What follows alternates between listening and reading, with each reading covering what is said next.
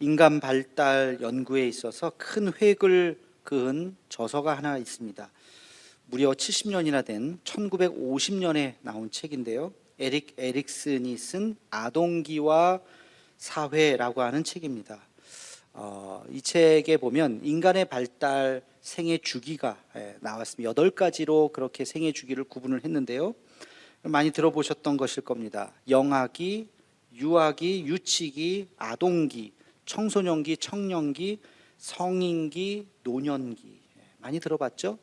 지금도 이 구분에 따라서 지금 교학교가 그렇게 만들어지지 않았습니까?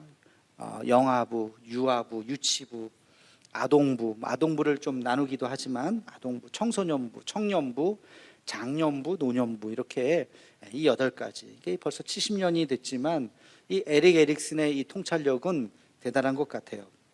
근데 이렇게 생애를 이렇게 8가지로 이렇게 나눴다는 게 중요한 것이 아니라 더 중요한 사실이 있습니다. 에릭슨은 그 각각의 생애 주기마다 해야 할 인생 과업이 있다고 이야기했어요. 그때 그 삶의 숙제를 제대로 하지 않고 넘어가게 되면 나중에 문제가 생긴다는 거예요. 요즘에 막 살인자들, 끔찍한 범죄를 저지르는 사람들 뉴스에 막 나오죠. 저런 사람이 어떻게 저렇게 괴물 같은 사람이 되었는가? 가만히 영아기부터 잘 따져서 보면 어딘가에서 문제가 있는 거예요. 사랑받지 못하거나 제대로 그때 해야 할 일들을 하지 못하고 자라게 되다 보면 뭔가 이게 뒤틀려져서 괴물 같은 인간이 되어서 사회의 암적인 존재가 될 수도 있다는 것이죠. 그래서 이러한 생애 주기 과정을 통해서 형성되는 것이 뭐냐면 나는 누구인가라고 하는 인간의 정체성을 형성해 나간다. 70년 전 이론이지만 상당히 지금 또 심리학과나 사회학과, 철학과, 신학도 모두 이분의 이론을 배우고 시작하는 거예요. 굉장히 깊은 통찰이 있습니다. 여러분, 이 정체성에 대한 이야기를 할 때 우리는 2가지를 이야기할 수 있어요. 하나는 세대적인 정체성이 있고 또 하나는 사회적 정체성이 있어요. 어려운 말인 것 같지만 개념은 쉬워요. 세대적인 정체성은 나이가 변함에 따라서 얻게 되는 정체성이에요. 대표적으로 사춘기가 있죠. 사춘기, 그 청소년기 때 사춘기라는 것이 와요. 생각이 막 많아지고 어른이 되어가는 그런 과정이죠. 그래서 부모가 아이고 어린애가 그냥 마냥 귀여운 줄 알았는데 이상한 짓을 하잖아요. 그게 사춘기예요. 또 성인이 되어서도 마찬가지예요. 자기의 역할이 달라지면서 결혼을 하면 남편이 되죠, 아내가 되죠, 아빠가 되죠, 엄마가 되죠. 그러면서 나는 누구인가에 대한 그 기준점이 달라지는 것입니다. 나이 들어서 노년이 돼도 마찬가지예요. 그래서 생애 주기에 따라서 달라지는 나는 누구인가에 대한 이 질문, 이것을 세대적 정체성이다 이렇게 이야기합니다. 또 한 가지가 있어요. 사회적 정체성. 이건 뭐냐면 우리가 살면서 당하는 어떤 인생의 위기 때 우리의 생각이 완전히 리셋됩니다. 완전히 달라집니다. 이것을 경험하지 않았으면 좋겠지만 때로는 경험할 수밖에 없는, 하게 되기도 해요. 그리고 이것은 나이와 관계없어요. 젊을 때 오기도 하고 나이 들어서 오기도 합니다. 인생의 위기를 통해서 나는 누구인가에 대한 질문을 다시 하게 돼요. 예를 들면 뭐가 있을까요? 실직. 회사에서 쫓겨나게 되는, 이제 더 이상 실직이라고 하는 위기가 올 때 우리의 생각이 달라집니다. 또 이혼. 젊어서 할 수도 있지만 나이 들어서 할 수도 있겠죠. 이혼이라고 하는 것 앞에서 아무렇지도 않은 사람이 어디 있겠어요.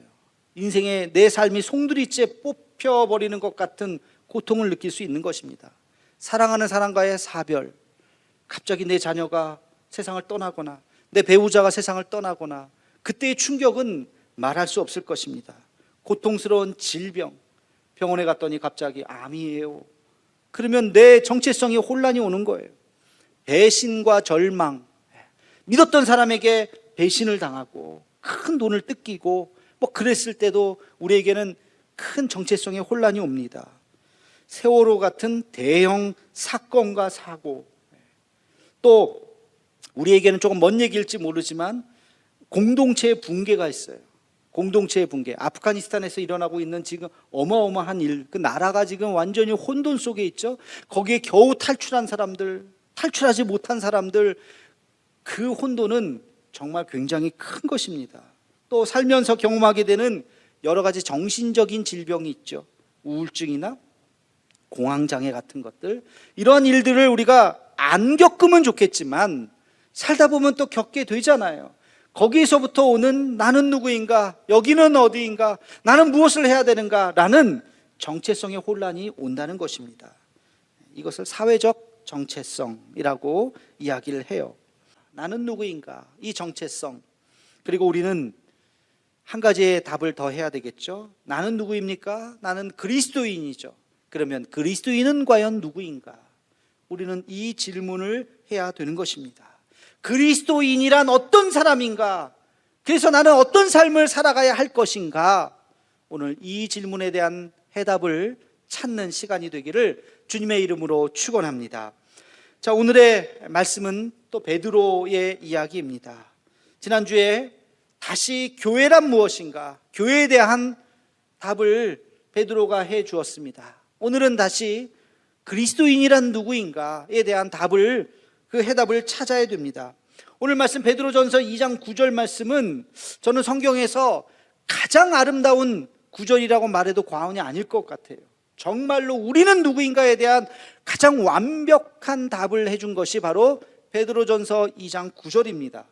여기에 보면 크게 한 세 가지의 답을 해주고 있어요. 첫 번째는 너희는 택하신 족속이다, 그렇게 이야기하고 있죠. 너희는 택하신 족속이다. 여기서 핵심 단어는 뭘까요? 택하심이에요. 누가 택했어요? 하나님이 누구를? 우리를, 나를 택해 주셨어요. 어떤 분은 그럴 거예요. 아닌데요 목사님, 내가 교회를 선택한 건데요, 내가 절에 갈까 교회 갈까 성당 갈까 고민하다가 그래서 교회 한번 가보자, 내 발로 내가 선택해서 교회 왔는데요 라고 말하는 분이 있을지 모르겠어요. 여러분의 선택인 것 같지만 그렇지 않습니다. 하나님이 여러분을 먼저 택해 주신 거예요. 하나님께서 먼저 여러분을 사랑하신 거예요. 그래서 하나님께서 먼저 여러분을 품어주셨기 때문에 우리의 마음이 하나님 앞에 나올 수 있었던 것입니다. 이걸 착각하면 안 돼요. 우리 이사야서 말씀을 찾아보겠습니다. 이사야서 43장 1절 말씀입니다. 우리 함께 같이 읽겠습니다. 시작. 야곱아, 너를 창조하신 여호와께서 지금 말씀하시느니라. 이스라엘아, 너를 지으신 이가 말씀하시느니라. 너는 두려워하지 말라. 내가 너를 구속하였고 내가 너를 지명하여 불렀나니 너는 내 것이라. 아멘. 하나님이 우리에게 뭐라고 말씀하십니까? 내가 너를 창조하였노라. 우리는 하나님의 피조물입니다. 우리는 하나님의 피조물이에요. 이 세상에 태어날 때부터 하나님께서 우리를 택해 주신 것입니다. 그래서 내가 너를 지명하여 불렀나니 너는 내 것이다. 하나님께서 우리를 자녀 삼아 주셨기 때문에, 그리고 기다려 주셨기 때문에 지금 우리가 이 자리에 있게 된 것입니다.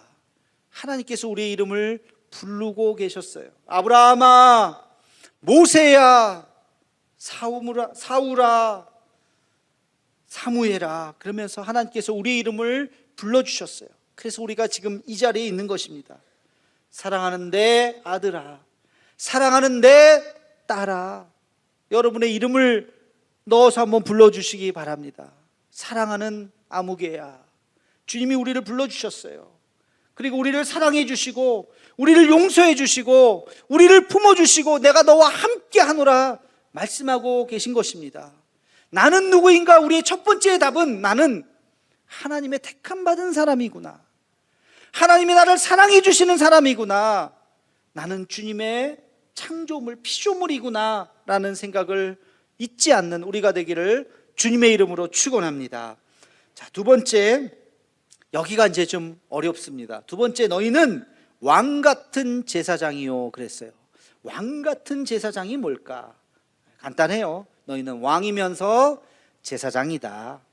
왕과 제사장의 교집합인 거예요. 우리는 왕이기도 하고 동시에 제사장이기도 하다는 것입니다. 이 두 가지가 동시에 있는 거예요. 자, 그러면 왕이라고 하는 게 뭘까요? 여러분, 왕의 정의, 왕의 의미하는 것이 뭘까? 두 가지로 나눠서 생각해 볼 수 있어요. 왕의 존재론적인 의미와 왕의 목적론적인 의미. 왕은 누구인가? 먼저 왕의 존재론적인 의미를 봅시다. 여러분, 왕은 그 나라에 몇 명이에요? 몇 명이에요? 한 명이잖아요. 한 명. 왕은 한 명이에요. 왕이 두 명이면 어떻게 되겠습니까? 난리가 날 겁니다. 나라가 쪼개질 겁니다. 그렇죠? 왕의 숫자만큼 쪼개질 거예요. 그 나라의 왕은 단 한 명이에요. 유일한 한 명. 그 유일한 한 명 때문에 뭐가 있어요? 권세가 있는 것입니다. 왕은 한 명이기 때문에 엄청난 권세가 있어요. 그 왕 앞에 모두가 머리를 숙이는 것입니다. 이것이 왕의 존귀함이에요. 왕은 다른 사람으로 대체할 수가 없는 유일한 한 사람이에요. 하나님께서 우리에게 너희는 왕이라고 말씀하셨어요. 우리는 대체할 수 없는 사람입니다. 너 가면 다른 사람이 올 수 있는 그런 대체품이 아니에요. 유일한 사람이에요. 마치 여러분을 대체할 수 없는 것이 있어요. 그게 뭔지 아세요? 여러분, 아버지와 어머니의 자리는 대체할 수 없습니다. 그렇죠? 남편과 아내도 대체가 돼요. 헤어지면 다른 남편, 다른 아내랑 살 수도 있죠. 근데 아버지의 자리가 대체가 돼요? 어머니의 자리가 대체가 됩니까? 아니요. 유일한 자리예요. 나 아니면 감당할 수 없는 자리예요. 하나님께서 우리를 보실 때 너희는 왕이다. 그 이야기는 너희는 대체할 수 없는 존재다. 존귀한 자다. 내가 너를 그렇게 사랑하노라 라고 말씀하고 계시는 것입니다. 또 왕의 목적론적인 의미가 있다고 그랬어요. 자, 왕이 뭐 하는 사람이에요? 맨날 밥만 먹는 사람이에요? 왕이 무슨 할 일이 있습니까? 왕은 통치하고 다스리는 사람이에요. 어디를? 그 나라를. 그렇죠? 자기의 그 나라를 통치하고 다스리는 거예요. 무엇으로 통치하고 다스립니까? 기분과 감정대로 이 날은 이랬다가 저 날은 저랬다가 기분 나쁘면 다 죽여라 그랬다가 기분 좋으면 다 살려라. 그러면 안 되잖아요. 폭군이잖아요. 왕의 기준이 있잖아요. 그렇죠? 무엇으로? 공의로. 한 손에는 공의로 다스리는 것이요, 공평함으로 다스리는 것이요, 또 한 손에는 자비로 다스리는 것입니다. 내 죄를 알렸다. 너는 죽어야 마땅하지만 내가 너를 용서하노라. 그게 자비죠. 한 손에는 공의요, 한 손에는 자비로 이 세상을 다스리는 것입니다. 그게 왕이에요. 자, 그러면 하나님께서 우리에게 너희는 왕이라고 말씀하셨다는 건 뭐예요? 우리가 서 있는 그 자리에서 하나님 나라의 말씀을 가지고, 그 하나님의 공의를 가지고 우리가 서 있는 그 자리를 다스리는 것입니다. 공의와 사랑으로 다스려야 됩니다. 여러분 서 있는 자리가 어디예요? 직장입니까? 사업장입니까? 식당입니까? 어떤 자영업을 하십니까? 회사에 다니십니까? 그곳에서 나는 왕입니다. 하나님의 그 말씀을 가지고, 하나님의 공의와 하나님의 자비를 가지고 나는 다스릴 것입니다. 내가 만나는 사람들, 내 영향력 하에 있는 사람들에게 그렇게 하나님의 말씀을 가지고 살아가는 것입니다. 그래서 우리가 왕이라고요. 이게 왕의 목적론적인 의미예요. 여러분 삶의 자리를 통해서 왕의 권세를 가지고 하나님 앞에 영광 돌리기를 주님의 이름으로 축원합니다. 이게 왕이라는 뜻이에요. 자, 그러면 너희는 왕 같은 제사장이라 그랬어요. 그렇죠? 이제 왕은 해결이 됐는데 제사장은 또 뭐냐? 여러분 제사장이 누구예요? 제사장은 어떤 사람입니까? 제사장은 하나님과 인간 중간에 있는 사람이에요. 하나님의 말씀을 전하기도 하고 또 동시에 인간의 죄를 하나님 앞에 용서를 구하기도 하는 것입니다. 하나님과 인간 사이에 있는 중보자가 바로 제사장이에요. 그래서 너희는 제사장이다 라고 하는 것은 너희는 중보자의 삶을 살라는 것입니다. 하나님의 말씀을 전하기도 하고 하나님으로부터 멀리 떠나 있는 사람을 붙잡아다가 하나님 앞에 데리고 오기도 해야 하는 것입니다. 그들을 하나님의 말씀으로 위로하기도 하고 또 책망하기도 하고 그리고 하나님 앞에 중보하기도 하는 것이 바로 제사장의 역할이에요. 여러분, 이것은 구약시대에는 특정한 사람들만 제사장을 할 수 있었어요. 제사장으로 태어나야 됩니다. 하고 싶다고 할 수 있는 게 아니에요. 내가 뭐 준비한다고 할 수 있는 것이 아니에요. 레위 지파, 그 중에서도 제사장은 그 가문만이 할 수가 있는 것입니다. 근데 오늘 말씀에 너희는 제사장이다. 왕 같은 제사장이다. 너희가 누구예요? 모든 그리스도인들. 바로 신약 시대에 와서 바로 예수님 때문에 이 제사장권이 모든 사람에게 확장이 되었던 것입니다. 그 상징적인 사건이 일어났죠. 그게 뭡니까? 휘장이 찢어진 사건이에요. 예수님께서 십자가에 달려 죽으셨을 때 그 두꺼운, 도저히 사람이 힘으로 찢을 수 없는 그 엄청난 휘장이 위로부터 아래로 쫙 갈라졌어요. 사람이 찢었으면 밑에서부터 위로 찢어야지요. 어떻게 위에서부터 찢습니까? 성경에 분명히 묘사가 되어 있어요. 위로부터 아래로 휘장이 찢어졌다. 사람이 찢은 것이 아니에요. 하나님께서. 그 휘장이 왜 중요한데요? 휘장 앞에는 성소요, 휘장 뒤는 지성소예요. 지성소에는 아무나 들어갈 수 없습니다. 제사장 중에서도 유일한 한 명, 대제사장이 1년에 단 한 번, 대속죄일, 그때 그 휘장을 지나서 벌벌벌 떠는 마음으로 휘장 속에 들어가서 양의 피를 뿌리고 하나님 앞에 예배하고 기도하고 나오는 거예요. 이상한 짓 하면 죽을 수도 있어요. 그래서 허리에 끈을 맵니다. 그리고 휘장 바깥에서 다른 제사장들이 그것을 끈을 가지고 있습니다. 옷에는 술이 달렸어요. 방울이 달렸어요. 걸을 때마다 딸랑딸랑 딸랑딸랑 소리가 납니다. 귀를 기울여요. 소리가 안 나면 죽은 거예요. 함부로 들어가서 시체를 꺼낼 수도 없어요. 끈을 잡아당기는 거예요. 그런 데가 바로 지성소예요. 휘장을 지나서 들어갈 수 있는 1년에 단 한 번의 그 유일한 곳, 하나님이 임재하신다고 생각하는 바로 그곳, 그 휘장이 찢어졌다고요. 대제사장만 들어가는 것이 아니라 누구든지, 예수님을 믿는 누구든지 하나님 앞에 나올 수 있다는 것이 바로 제사장권이에요. 너희는 제사장이다. 누구든지 하나님 앞에 나와도 된다. 여러분, 이 말씀의 은혜를 받고 종교개혁을 한 사람이 있어요. 바로 베드로전서 2장 9절, 이 말씀을 가지고 하나님의 말씀으로 돌아가자라고 외쳤던 사람, 바로 마틴 루터죠. 마틴 루터의 종교개혁의 구호가 뭐죠? 만인 제사장. 모든 사람은 제사장이다.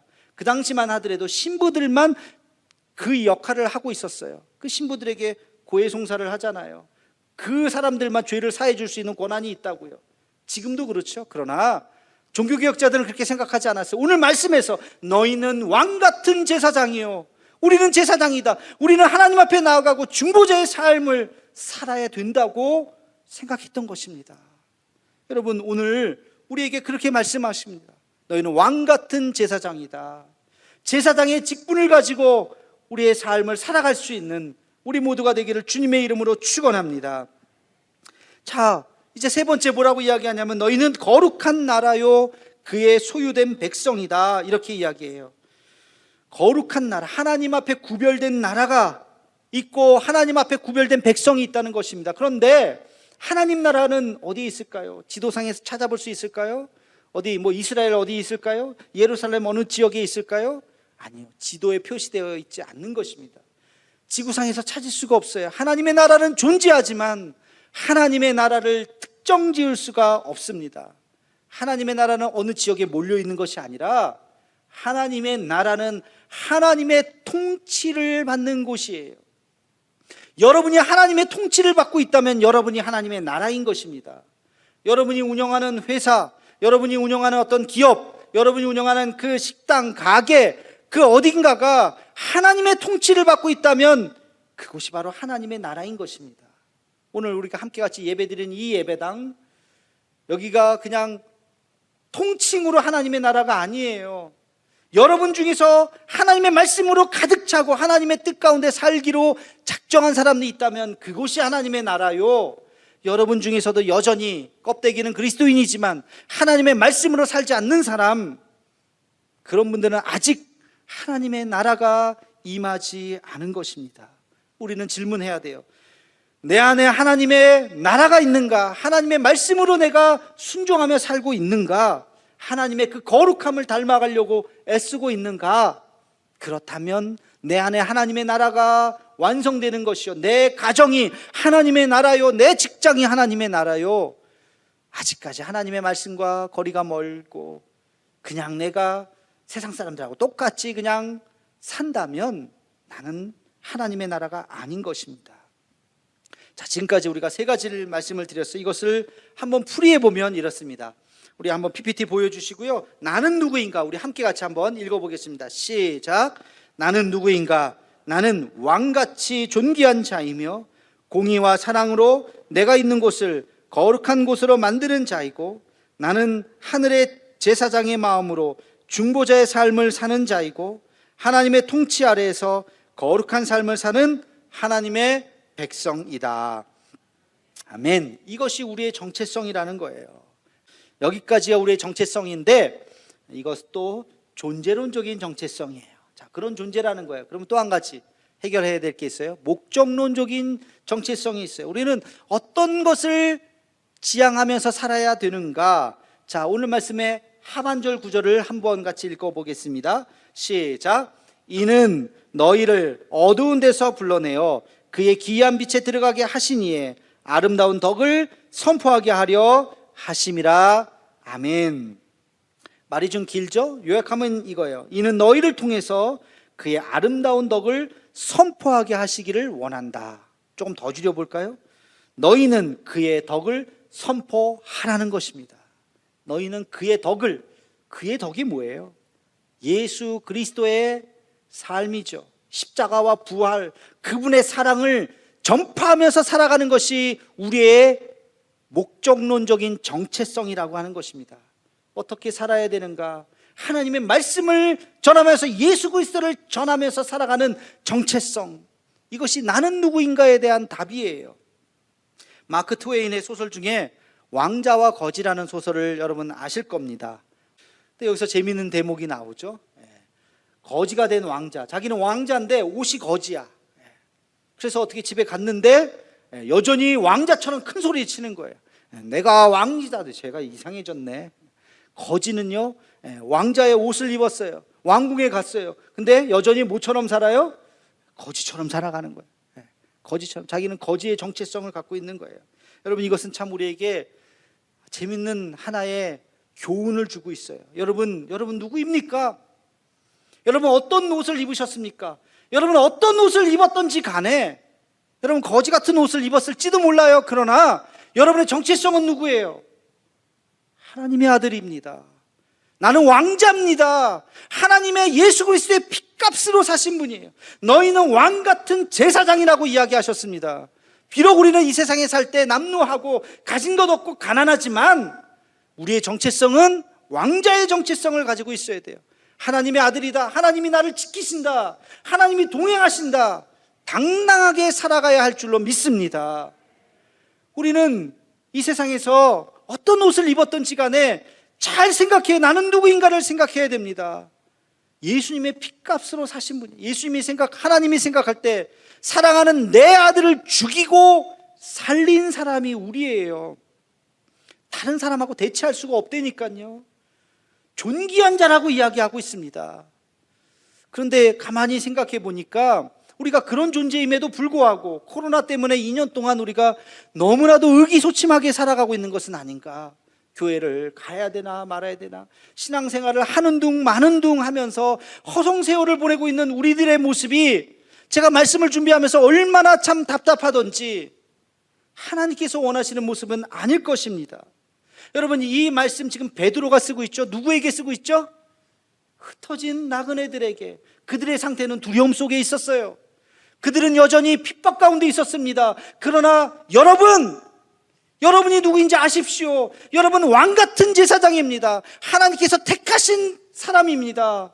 하나님의 나라입니다. 당당하게 살아가십시오. 베드로가 지금 그들에게 이야기하고 있습니다. 오늘 우리는 똑같이 생각해야 돼요. 우리가 어떤 사람인가? 바이러스 하나 때문에 두려워하지 말고 예수님 안에서 당당하게 신앙생활하고 우리가 주님 앞에, 주님 오시는 그날까지 부끄럽지 않도록 살아갈 수 있는 우리 모두가 되기를 주님의 이름으로 축원합니다.